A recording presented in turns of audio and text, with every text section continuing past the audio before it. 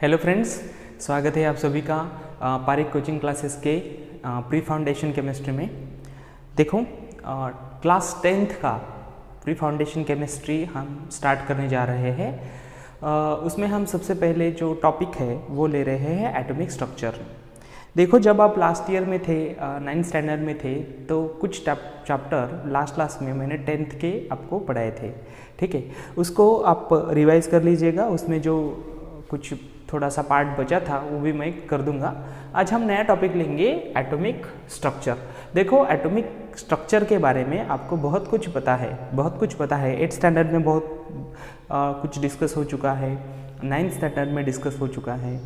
मतलब जब भी एटॉमिक स्ट्रक्चर का एटॉमिक स्ट्रक्चर का कुछ कॉन्सेप्ट आता था, हम तब उसको एक्सप्लेन करते थे, या फिर कुछ ना कुछ तो आपको इसके बारे में पता ही होगा। आज हम जो आपका 10th स्टैंडर्ड का सिलेबस है उसके हिसाब से जो स्टैंडर्ड का मतलब फाउंडेशन केमिस्ट्री का, प्री फाउंडेशन केमिस्ट्री का जो सिलेबस है उसके हिसाब से जो भी इसमें इंक्लूड्स है वो हम पढ़ेंगे।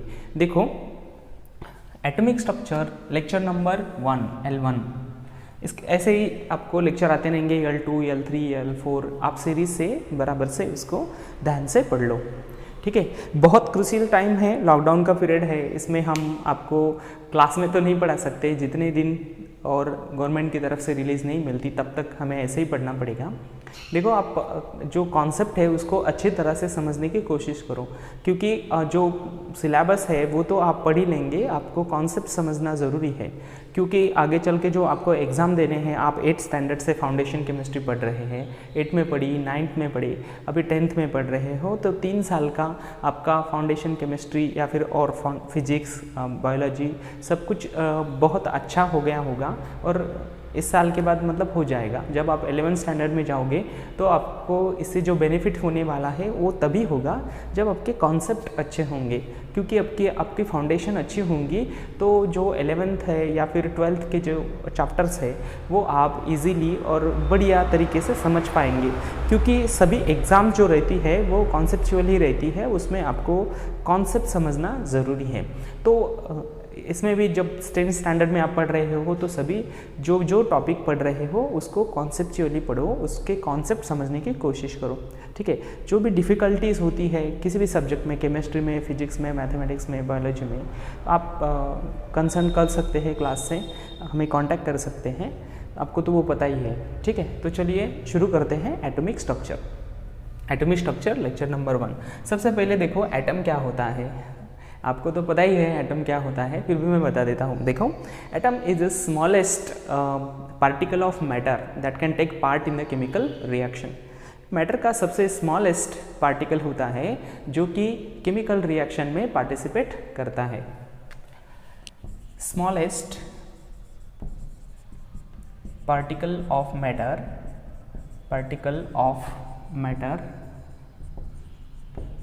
That can take part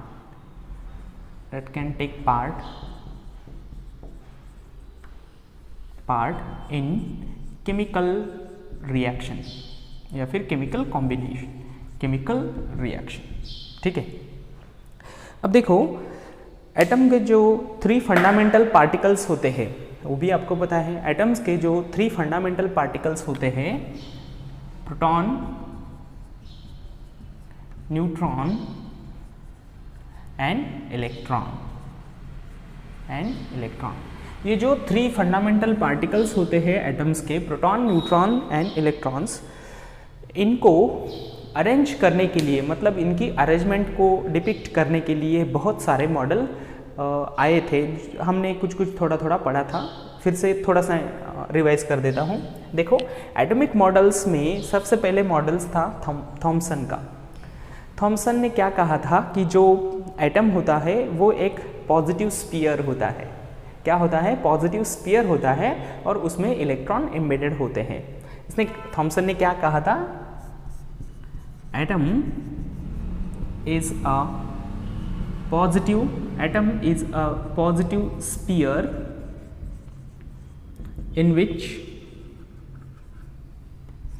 which electrons are embedded.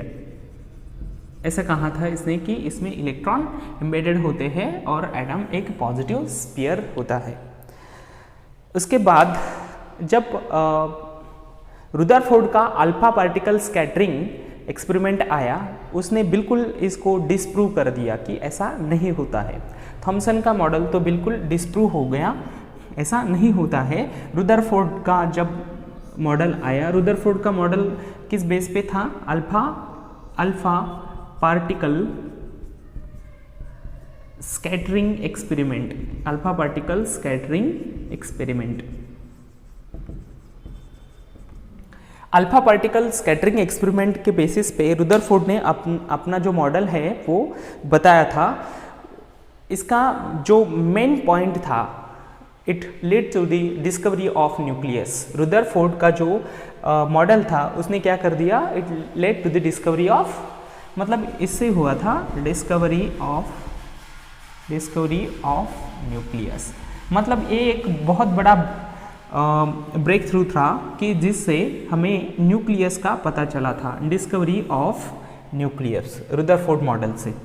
उसके बाद जो रुदरफोर्ड का मॉडल था उसका एक लिमिटेशन था कि ये मॉडल स्टेबिलिटी ऑफ एटम को एक्सप्लेन नहीं कर पाता था। मतलब इसका जो सबसे बढ़िया पॉइंट था या एडवांटेजेस था, सबसे बड़ा ब्रेकआउट था, वो था कि डिस्कवरी ऑफ न्यूक्लियस। और इसका सबसे बड़ा लिमिटेशन ये था कि ये एटम की स्टेबिलिटी को एक्सप्लेन नहीं कर पाता था। तो जो उसके बाद का मॉडल आया वो आया नील बोहर्स का मॉडल 1913 में। इस मॉडल का जो क्रूशियल पॉइंट था वो था, इसने इलेक्ट्रॉन्स का स्टेशनरी ऑर्बिट बताया था। इसने कहा था कि इलेक्ट्रॉन का स्टेशनरी ऑर्बिट होता है, ठीक है, स्टेशनरी ऑर्बिट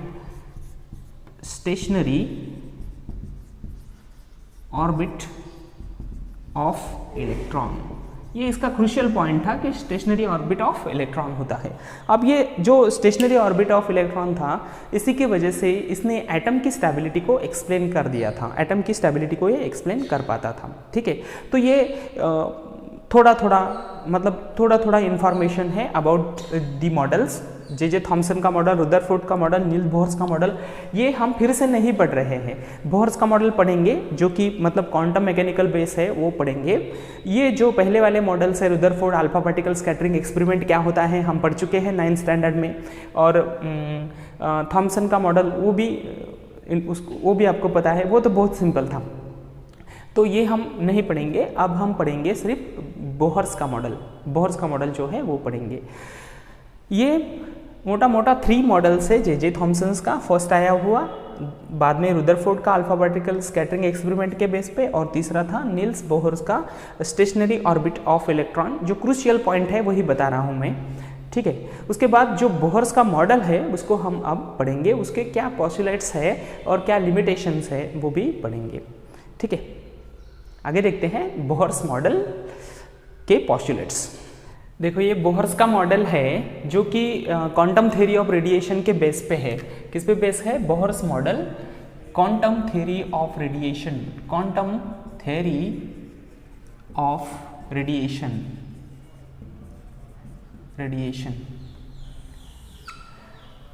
यहाँ पर मैंने बोहर्स मॉडल के पोस्टुलेट्स लिखे हैं, इनको एक एक करके हम समझते हैं। देखो बोहर्स का जो मॉडल है वो क्वांटम थ्योरी ऑफ रेडिएशन के बेस पे ये पोस्टुलेट्स देता है।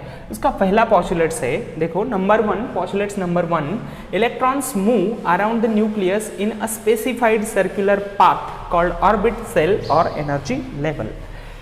Electrons move around the nucleus in a specified path. एक स्पेसिफाइड पाथ में ही electrons around the nucleus revolve करता है, मूव करता है, ऐसा कहता है ये मॉडल। देखो उस पाथ को, जो पाथ है जिसमें इलेक्ट्रॉन्स रिवॉल्व करता है अराउंड द न्यूक्लियस, मूव करता है अराउंड द न्यूक्लियस, उसे बोहर्स मॉडल के हिसाब से क्या कहते हैं? उसे कहते हैं ऑर्बिट या फिर सेल या फिर एनर्जी लेवल। इसको एनर्जी लेवल भी कह सकते हैं। क्यों एनर्जी लेवल कहते हैं वो आगे के पॉस्टुलेट्स से आप समझ जाएंगे। देखो, आप उसे सिंपली ऑर्बिट कहो या फिर सेल कहो या फिर एनर्जी लेवल कहो, ये मेन एनर्जी लेवल होता है। सब एनर्जी लेवल्स भी होते हैं, इसे आप मेन एनर्जी लेवल समझ लो, ठीक है। ऑर्बिट, सेल और मेन एनर्जी लेवल मतलब किसी कहीं पे भी इलेक्ट्रॉन्स मूव नहीं करता, वो एक स्पेसिफाइड सर्कुलर पाथ में ही मूव करता है, ऐसा कहना है बोर्स मॉडल का पॉस्टुलेट्स नंबर 1। पॉस्टुलेट्स नंबर 2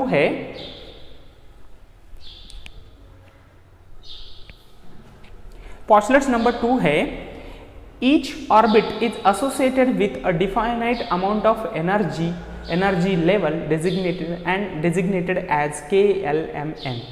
जिस पाथ में इलेक्ट्रॉन्स मूव कर रहा है, मतलब जिसे हम ऑर्बिट कहते हैं या फिर सेल कहते हैं, उस each orbit is associated with definite amount of energy. उस हर एक सेल की, ऑर्बिट की एक डिफाइनाइट अमाउंट ऑफ एनर्जी होती है, डिफाइनाइट अमाउंट ऑफ एनर्जी होती है। और इस सेल को, इस पाथ को या फिर ऑर्बिट को हम किस तरह से डेजिग्नेट करते हैं?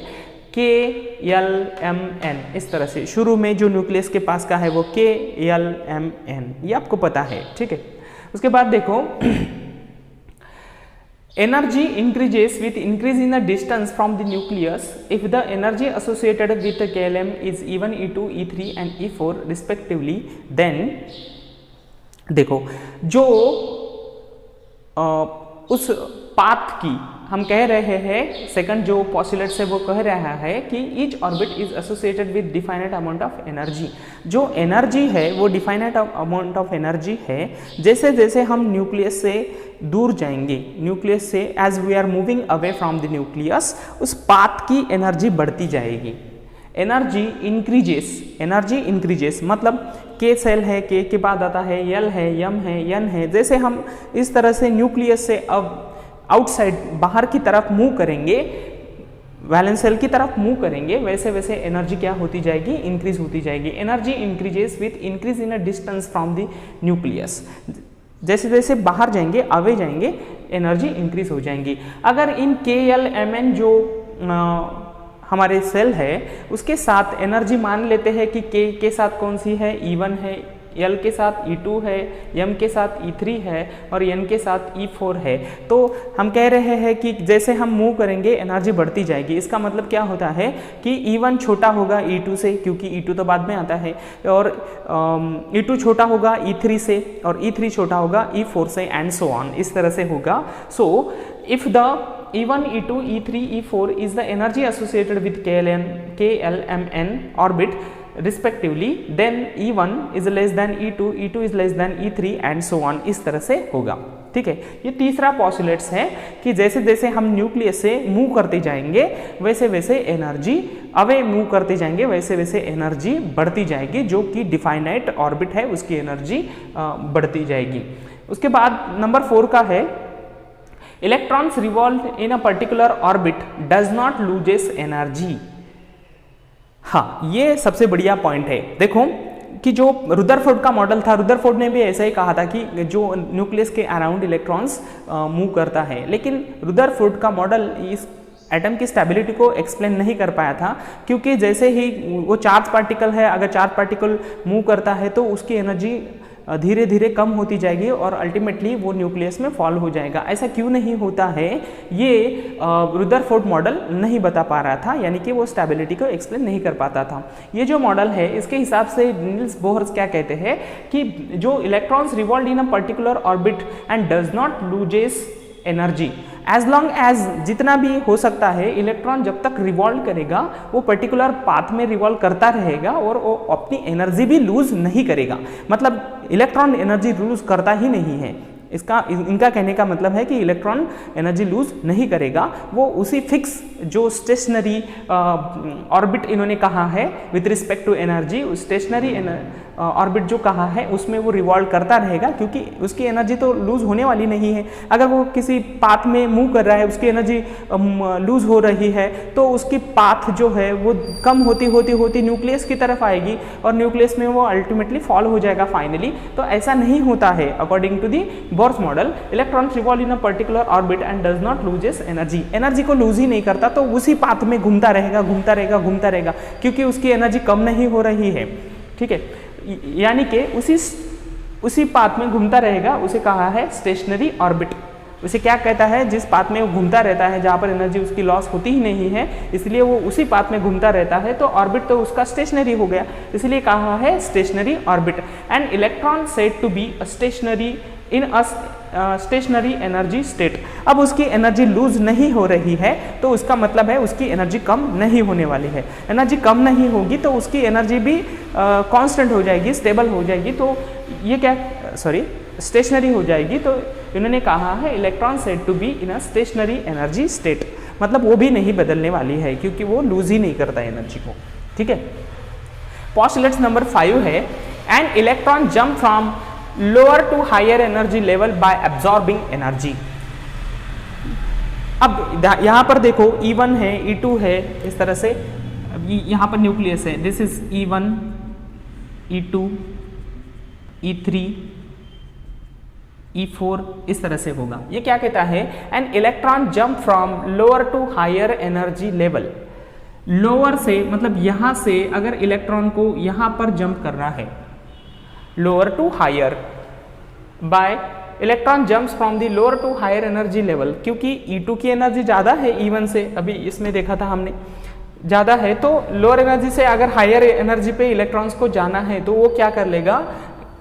Absorb energy. इसमें एनर्जी एब्जॉर्प्शन होगा तभी वो जा पाएगा, मतलब उसको बाहर से एनर्जी लेनी पड़ेगी, तब वो लोअर एनर्जी से हायर एनर्जी की तरफ मूव कर पाएगा, जंप कर पाएगा। An electron jumps from the lower energy to higher energy level by absorbing energy, it jumps from the higher to lower. अगर फिर से उसको जो हायर पे गया था उसको फिर से लोअर पे वापस आना है, E2 से E1 पे आना है, E3 से E2 पे आना है, तो हायर से लोअर पे अगर उसको आना है तो वो क्या करेगा? जो एनर्जी एक्स्ट्रा है उसको इमिट कर देगा। वो हायर एनर्जी लेवल से लोअर एनर्जी लेवल पे आ रहा है, मतलब उसको जो एनर्जी है उसके पास, जो हायर एनर्जी है उसके पास, उसको इमिट करना पड़ेगा। तो क्या कहता है? जब वो लोअर से हायर जाएगा तो एनर्जी एब्जॉर्ब कर लेगा, और जब हायर से लोअर पर आएगा तो एनर्जी को इमिट कर देगा in the form of electromagnetic radiation. किस फॉर्म में वो एनर्जी इमिट हो जाएगी? तो in the form of electromagnetic radiation. अब देखो ये जो एनर्जी एब्जॉर्प्शन है, एब्जॉर्ब एनर्जी और इमिटेड एनर्जी है, इसको हम इस इक्वेशन जो प्लैंक्स इक्वेशन इसे कहते हैं, प्लैंक्स इक्वेशन से हम इसे निकाल सकते हैं। ये क्या है?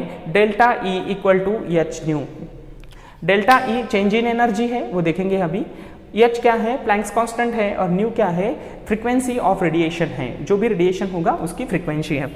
देखो डेल्टा E क्या होता है? अब मान लो अगर इन दोनों के बीच का आपको डिफरेंस निकालना है, तो डेल्टा E हो जाएगा E2, ये दो लेवल्स के लिए हो जाएगा E2 minus E1, higher minus lower, ये हो गया। अगर यहाँ पे निकालना है तो E3 माइनस E2, इस तरह से ये डेल्टा E हम निकाल सकते हैं। मतलब जो डिफरेंस है यहाँ पर देखो, अगर यहाँ से यहाँ तक इस इलेक्ट्रॉन को E1 लेवल से E2 तक जाना है तो उसको एनर्जी एब्जॉर्ब करनी पड़ेगी। वो किसके बराबर होगी? इनका जो एनर्जी डिफरेंस है उसके बराबर होगी। तो delta E equal to E2 minus E1, इस तरह से डेल्टा E आ जाएगा।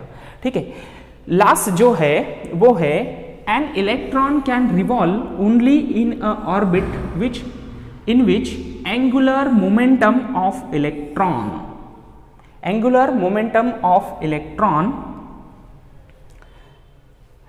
An electron can revolve only in orbit in which angular momentum of electron mvr, जो angular momentum होता है इलेक्ट्रॉन का mvr, is a whole multiple number of h upon 2 pi। देखो किसी भी ऑर्बिटल में किसी भी ऑर्बिट में इलेक्ट्रॉन रिवॉल्व नहीं कर पाता है। An electron can revolve only in an orbit in which, जिसका एंगुलर मोमेंटम ऑफ इलेक्ट्रॉन जो MVR है, ये होल नंबर होगा, is a whole number multiple of h2 pi. इसका होल नंबर मल्टीपल ही होना चाहिए, तभी वो उसी ऑर्बिट में इलेक्ट्रॉन मूव कर पाएगा। इसका क्या मतलब है, देखो MVR, what is MVR? This is angular momentum of electron. Angular momentum of electron ये किसके बराबर होना चाहिए? is a whole number multiple of h/2 pi। देखो whole number multiple n, what is n? वो कोई होल नंबर होगा। इस तरह what is n? Integer 1 2 3 called principal quantum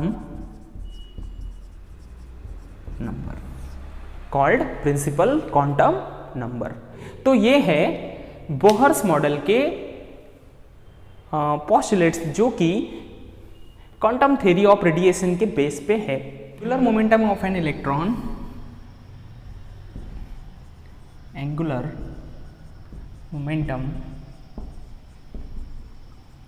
of an electron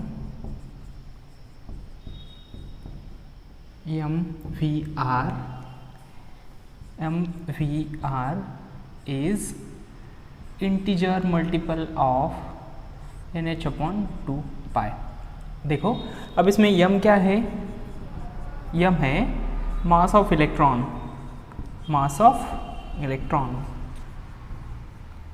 where v is velocity of electron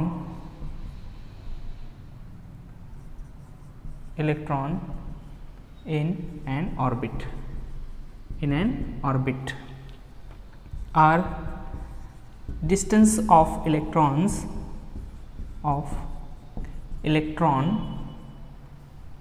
from the nucleus,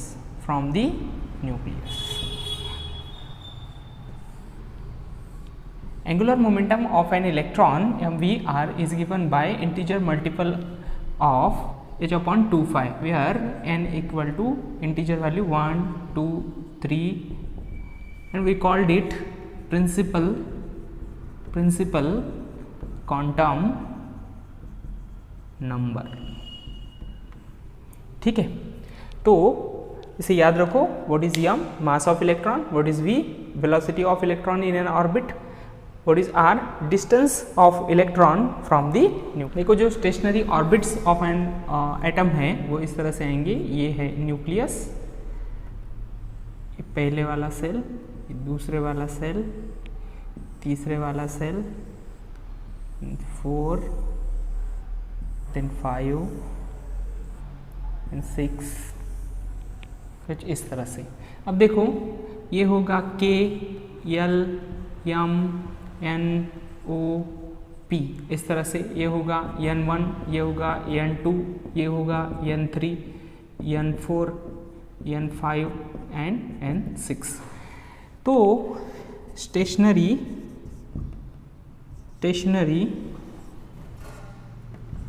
orbit of an atom. ठीक है, इसके आगे का पोर्शन हम नेक्स्ट लेक्चर में देखेंगे। Thanks for watching, thank you.